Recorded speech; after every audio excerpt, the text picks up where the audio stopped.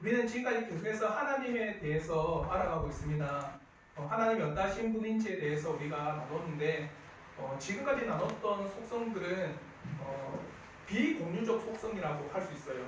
한마디로 지금까지 우리가 나눴던 영원하신 하나님, 전지하신 하나님, 전능하신 하나님, 무소부지하신 하나님, 불변하신 하나님, 영이신 하나님은 우리가 공유할 수 없는 속성입니다. 그는 오직 하나님께만 가지고 있는 속성이에요. 그래서 어떤 사람이 나는 전능하다 이라면 그 사람 이상한 사람입니다. 하나님만이 그렇게 할 수 있어요.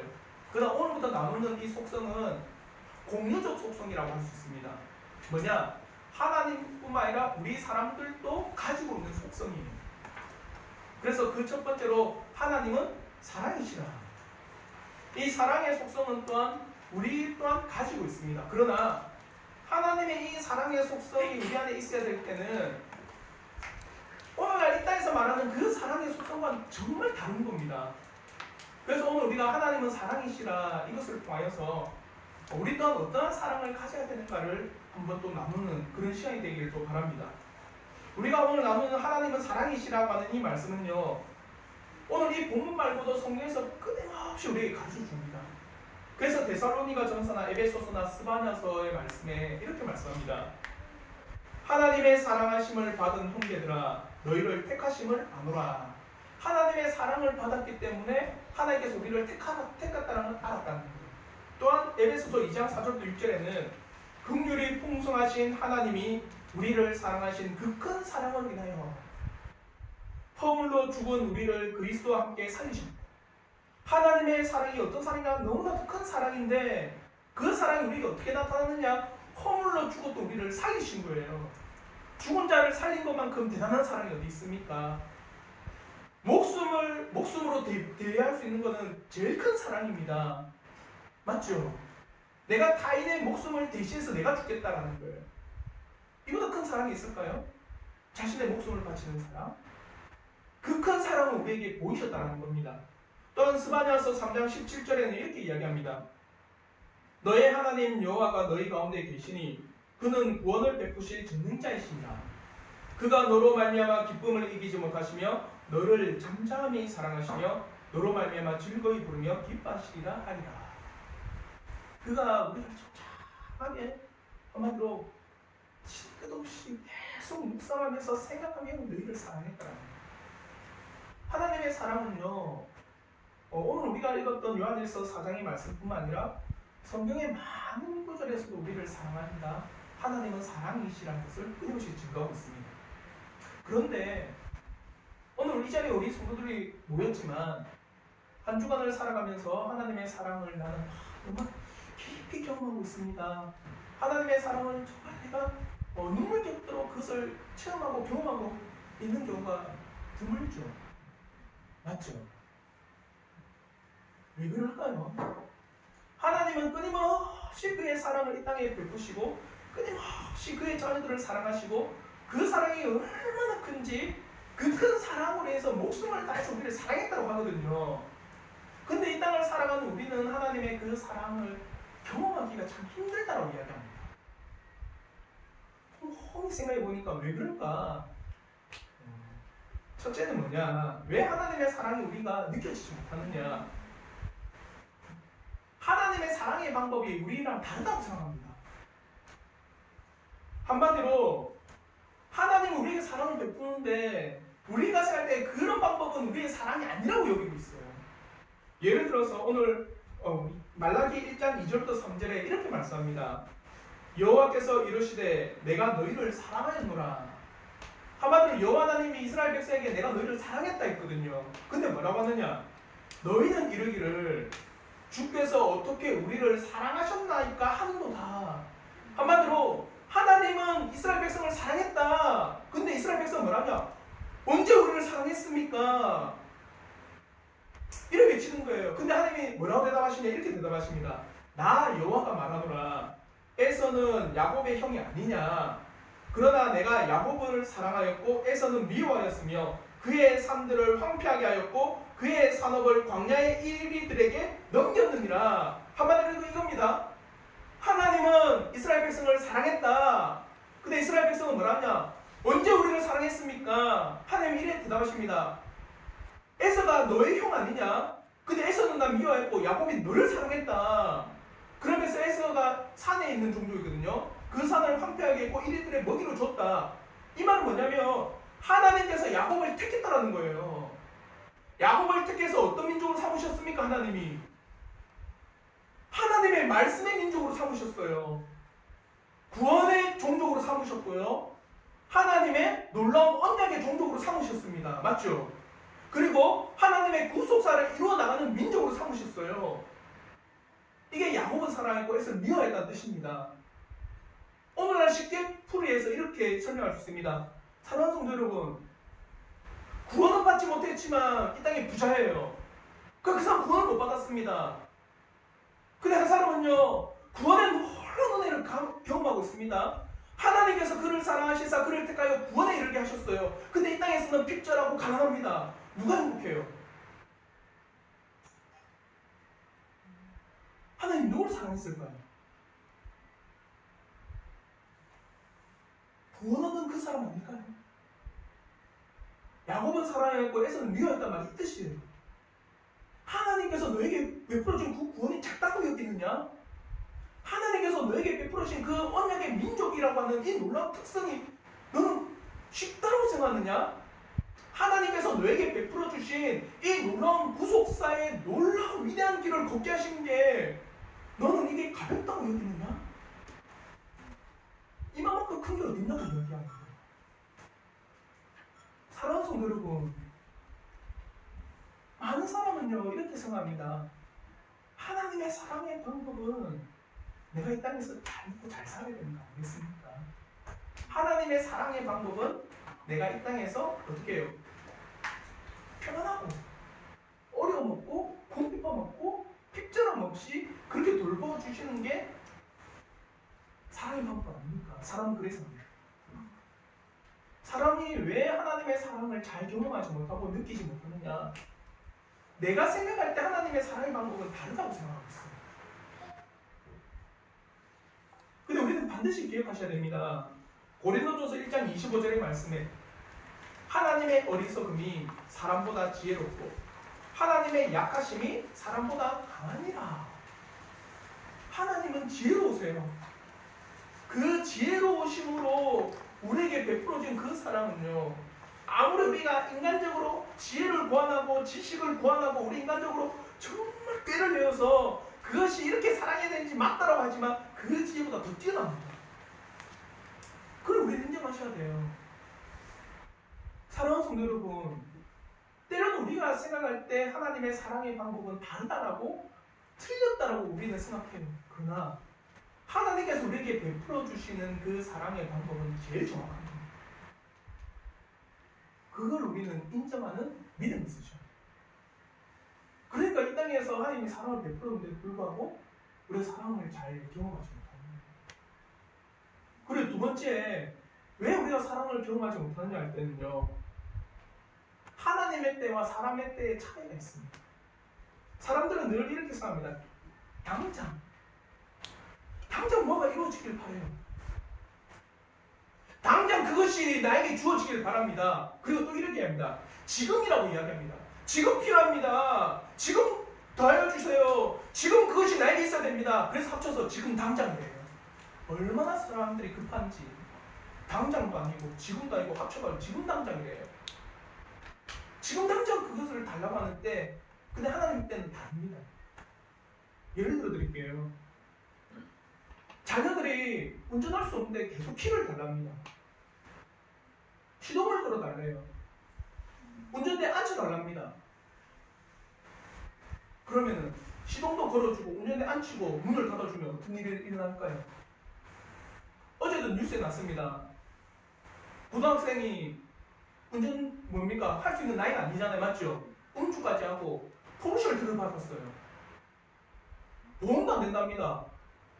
차값만 그 차 수리비만 1억 5천이 나왔답니다. 때가 아닌 거예요. 운전할 수 있는 때가 아닙니다. 맞죠? 운전할 수 있는 때가 되고 운전면허증을 따고 그래서 그 운전할 수 있는 경력이 되면은 부모가 좀 재력 있으면 차를 사주고 운전을 맡길 수가 있는 겁니다. 맞죠? 때가 아닙니다. 근데 우리는 뭘 하느냐? 지금 당장 달라고 해요. 지금 당장 이루어달라고 합니다. 하나님의 때와 사람의 때가 다르다 보니까 하나님의 사랑을 잘 적응하시는 거예요. 때가 아닌데도 불구하고 우리가 가지게 되면요, 어떤 일이 발생하는지 아세요? 화살과 같습니다. 그게 나에게 독이 돼요. 하나님의 사랑이 베풀어짐에도 하나님께서 우리를 어떻게 사랑하느냐고 질문하고 의문을 가지고 늘 하나님의 사랑에 대해서 부정합니다. 때가 다릅니다. 하나님의 사랑의 방식이 참 지혜로운데도 불구하고 우리는 그것을 인정하지 않습니다. 그러면 저는 오늘 우리 성도들이 하나님은 사랑이시라 이 말씀 앞에 겸손한 심령으로 하나님의 사랑을 목격하시길 저는 진심으로 바랍니다. 하나님의 사랑 앞에 우리의 마음에 이 모든 내 생각과 내가 생각하는 그 때와 방법을 다 내려놓고 하나님은 사랑이시라고 이 말씀 앞에 겸허히 우리의 마음을 정말 성령께서 열어주시기를 저는 진심으로 바랍니다. 그럼 오늘 우리가 하나님은 사랑이라고 하는 이 사실에 대해서 세 가지를 나눌 겁니다. 첫째는 하나님의 사랑은 과연 어떠한 사랑인가? 두 번째는 하나님의 사랑의 증거, 오늘날 나에게 나타난, 여러분에게 나타난 하나님의 사랑의 증거는 뭐냐? 그리고 세 번째, 이 사랑을 받은 자들의 모습, 사랑받은 자들의 모습과 삶의 모습이 어떠하냐? 이 사실에 대해서 우리가 한번 말씀을 나눌게요. 첫째 나눔입니다. 하나님의 사랑은 과연 어떠한 사랑이냐? 그러면 우리가 알아야 되는 게 사랑의 종류에 대해서 아셔야 돼요. 사랑의 종류는 참 네 가지가 있습니다. 첫째는요, 에로스적 사랑, 남녀 간의 사랑입니다. 한마디로 상대방이 나에게 유익을 줄 수 있는 사랑. 옆에 적어주신 자기 중심적 사랑입니다. 에로스적 사랑입니다. 나에게 유익이 돼야 되고 내 육체를 만족시켜야 되고 내가 무언가 얻을 수 있는 득이 되는 사랑, 그게 에로스적 사랑입니다. 그러나 이런 에로스적 사랑은요, 나에게 득이 되지 않고 나에게 유익되지 않고 내 즐거움을 만족하지 않으면 어떻게 되는지 아세요? 깨집니다. 깨어지고 때로는 폭력적으로 변하기도 하고 때로는 죽음과 배신으로 이어지는 게 에로스적 사랑입니다. 이에 대해서는요, 성경에 삼손과 들릴라의 사랑, 대표적인 에로스적 사랑입니다. 사사기 16장 4절에 이렇게 말씀합니다. 이후에 삼손이 소래 골짜기에 들릴라라 이름하는 여인을 사랑하며. 근데 이 들릴라는 어떻게 인지 아세요? 블레셋 방백들이 은 1100개씩 준다는 말에 삼손을 팔아넘깁니다. 자요, 삼손보다는 이 은 1100개를 준다는 방백들이 얼마나 많겠습니까? 맞죠? 그게 더 나에게 뭐라는 겁니까? 이익이다. 그러니까 삼손과의 그 사랑은요, 깨어지고 배신과 죽음과 폭력으로 이어집니다. 이 에로스적 사랑입니다. 두 번째는요, 플라토닉적 사랑입니다. 이 쉽게 이야기해서 오늘날 정말 충격적인 소식을 한 번씩 봐요. 어떻게 80대 노인을 20대 여인이 사랑하느냐, 또 20대 남자가 80대 할머니를 사랑하는 그 소식 듣잖아요. 맞죠? 어떤 사람은 이렇게 이야기합니다. 그 사람의 정신세계에 뛰어남과 황홀함 때문에 내가 빠졌다. 그 사람의 놀라운 사상이 나를 매료했다. 예를 들어서 이겁니다. 미국에 찰리 맨슨이라고 연쇄살인마가 있습니다. 아시죠? 모르는가 봐. 맨슨 패밀리라고 사주에서 살인을 저질렀던 사람이거든요. 지금도 감옥에 있는데 어떤 한 여인이 그의 정신세계에 반해서 결혼했습니다. 20대 여인이 연쇄살인마를 어떻게 이런 일이 가능할까요? 이게 플라토닉적 사랑이에요. 이런 뉴스를 종종 봅니다. 내 부모님보다 더 영배인 사람을 사랑해요. 그가 나를 이끌어 나가는 그 삶의 법칙 때문에. 근데 다르게 하면 그보다 뛰어난 삶의 정신이 있으면 어떻게 됩니까? 그 사람은 깨어져요. 이해가 되시죠? 이게 플라토닉적 사랑입니다. 세 번째는 필리아적 사랑입니다. 필리아적 사랑은 뭐냐? 우정입니다. 우정. 그리고 동료의 형제 간의 사랑. 동료 간에 서로 자기 자신을 아끼고 사랑한다는 것이 바로 필리아적 사랑입니다. 이런 필리아적 사랑은 육체적인 사랑이 아니에요. 선의에 가까운 사랑입니다. 내가 함께 동고동락함으로써 가지게 되는 형제와 같은 사랑입니다. 그래서 베드로후서 1장 7절에 경건의 형제 우애의 사랑을 다하라. 이와 같은 사랑이에요. 우리가 서로 사랑하는 겁니다. 여기에 있는 우리 성도들과 제가 사랑하는 그런 필리아적 사랑의 관계. 그리고 여기 있는 두 자녀 타은이와 하윤이가 서로 사랑하는 것 뭡니까? 필리아적 사랑입니다. 이러한 세 가지 사랑, 에로스적 사랑, 플라토니적 사랑, 필로스적 사랑은요, 조건이 있으셔야 돼요. 맞죠? 뭔가 내 육체적으로 만족시킬 수 있는 조건, 내 정신적으로 나를 이끌어 나갈 만한 조건, 그 사람이 나와 함께 연합하고 동거하고 함께 동고동락했다는 그 조건이 있어야 돼요. 이 조건이 없으면 이 사랑은 성립되지가 않습니다. 어떠한 조건을 만족해야지만 에로스적인 그리고 플라토닉적, 필로스적 사랑이 가능합니다. 근데 하나님의 사랑은요, 이런 사랑일까요? 아니에요. 로마서 5장 8절에 이렇게 말씀합니다. 우리 한번 로마서 5장 8절의 말씀 한번 다 같이 한번 읽어보도록 하겠습니다. 다 같이 읽겠습니다. 시작. 우리가 아직 죄인 되었을 때 그리스도께서 우리를 위하여 죽으심으로 하나님께서 우리에 대한 자기의 사랑을 확증하셨느니라. 자요.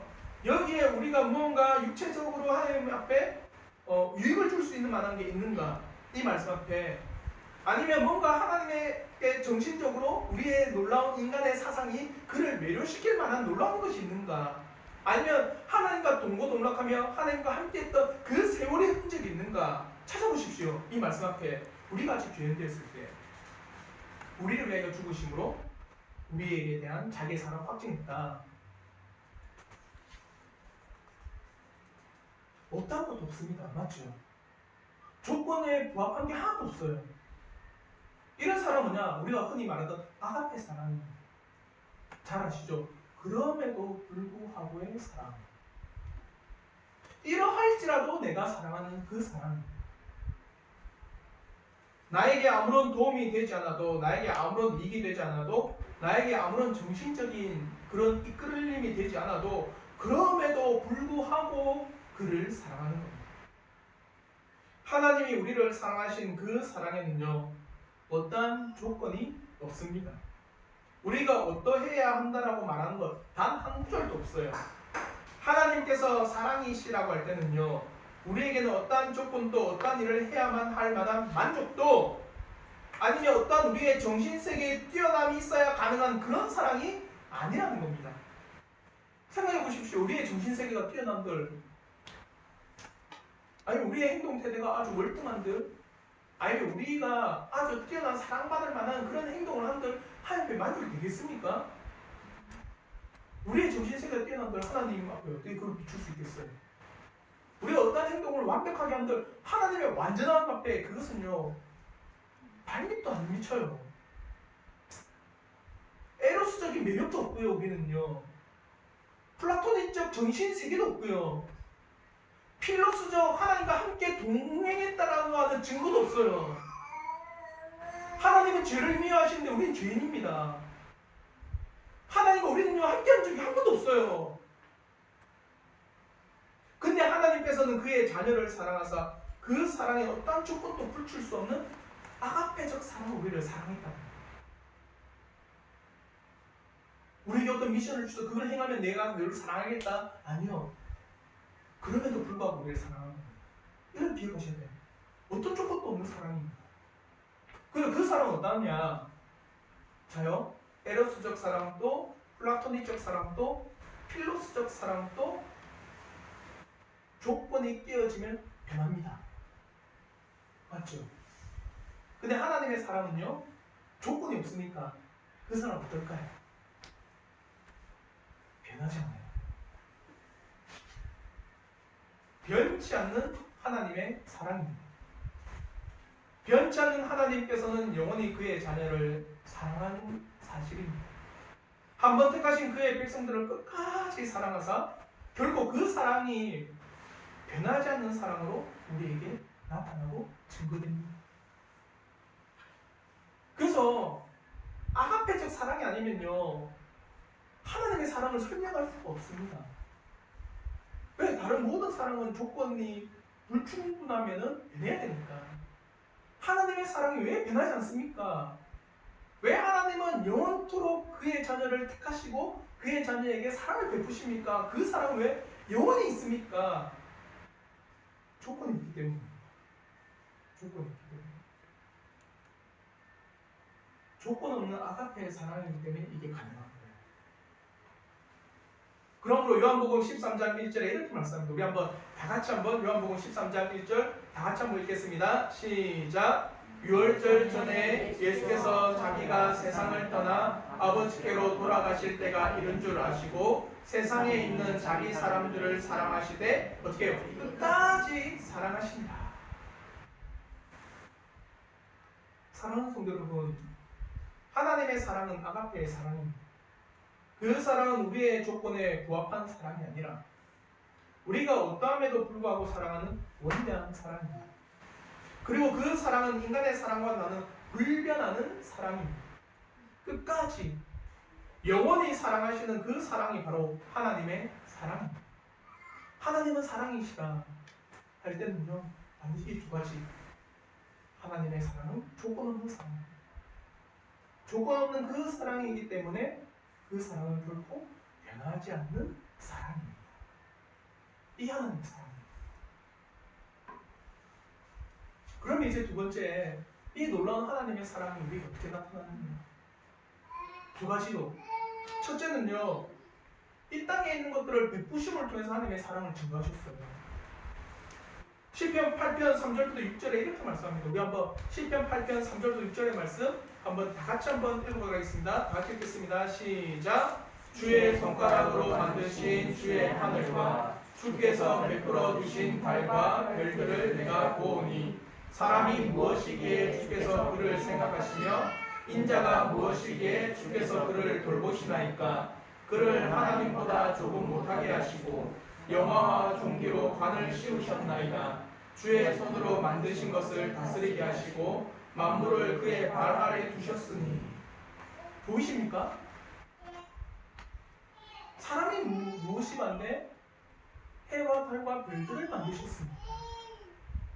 사람이 무엇이 반대? 그가 우리를 돌보십니까? 사람이 무엇이 반대? 만물을 다스릴 수 있는 이 놀라운 은혜를 주셨습니까? 사랑하는 성도 여러분, 죄인과 같은 우리예요. 근데 죄인과 같은 우리가 그 죄 가운데 있을 때 하나님께서는 진노와 형벌과 심판과 끊임없는 멸망 우리에게 주어져야 됩니다. 해와 달과 별들을 베풀 하등의 이유가 없습니다. 이 땅은 멸망받고 이 땅은 심판받는 게 당연한 겁니다. 어떤 것도 온전히 유지되면 안 돼요. 왜요? 죄가 있기 때문에. 근데 베풀어 주셨어요. 그러니까 다윗이 이 시편을 지으면서 한번 묵상했다고 생각해 보십시오. 일상을 거니는데 그 비추는 햇볕과 그 해가 진 후에 그 달과 별들이 나에게 비춰지는 것, 그와 더불어서 이 땅에서 살아가면서 그 놀라운 곡식의 자라남과 그것이 나에게 베풀어지고 있다는 놀라운 사실 앞에 그것을 묵상하는 다윗이 어땠을까요? 죄인인 내가 뭔데 하나님께서 이것을 베풀어 주시냐? 죄인인 내가 뭔데 하나님께서 이 땅에서 놀라운 생명이 나게 하시고 이 땅에 먹을 게 있게 하시고 이 땅에서 음식과 우리가 살아갈 수 있는 그 공간을 허락하시냐? 죄인인 내가 뭔데?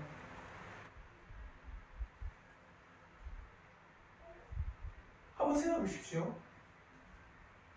아예 어떤 큰 죄를 지었어요. 연쇄살인을 뛰어넘는 정말 부당한 죄악입니다. 근데 감옥에 가니까 뭐가 있느냐? 마음껏 누릴 수 있는 인터넷과 쇼핑몰이 있고 음식이 뷔페처럼 차려져 있고 운동할 수 있는 헬스장과 함께 더불어 모든 사람이 누릴 수 있는 황홀한 환경이 감옥에 펼쳐져 있습니다. 여러분이 그것을 딱 봤을 때 감옥 가고 싶다 하지 않겠어요? 아닌가 봐요. 그 포도를 때는 우와 감옥이 천국이네 할 겁니다. 지금 우리를 그렇게 하고 있다는 거예요. 죄인인 우리가 감옥에 가야 되는데 불구하고 모든 걸 다 베푸셨어요. 이 땅의 모든 것은 하나님께서 바로 온 땅을 온 인류 가운데 베푸신 놀라운 사랑의 증거입니다. 하나님께서는 지금도 당장이라도 그의 손에 이 놀라운 진노를 내릴 수 있어요. 그래서 조하나 에버전은요 그의 책 진노한 하나님의 손 안에 붙들린 죄인들이라는 설교를 합니다. 뭐냐? 이렇게 이야기해요. 당신들 모든 사람들은 하나님의 손 안에 있습니다. 이 손을 어느 순간 하나님께서 놓으신다면 어떻게 해요? 온 우주와 지구는 하나님의 심판 아래 빠질 겁니다. 이 땅이 갈라져서 당신들이 그 지옥의 불구덩이에 떨어져도 무방하고 합당합니다. 하나님의 공의 앞에서는. 근데 지금도 당신들에게 하나님의 사랑을 베푸시고 지금도 당신들에게 하나님이 살아갈 수 있는 놀라운 환경을 제공해 주셨습니다. 사랑 아닌가요? 여러분은 지금도 하나님의 사랑에 발을 딛고 있는 거예요. 여러분 지금도 하나님의 놀라운 사랑에 그 발을 디디고 살아가고 우린 그걸 깨달으셔. 지금도 하나님께서는요 우리에게 베푸신 생명과 우리에게 베푸신 이 땅의 모든 것들을 누리게 하셨어요.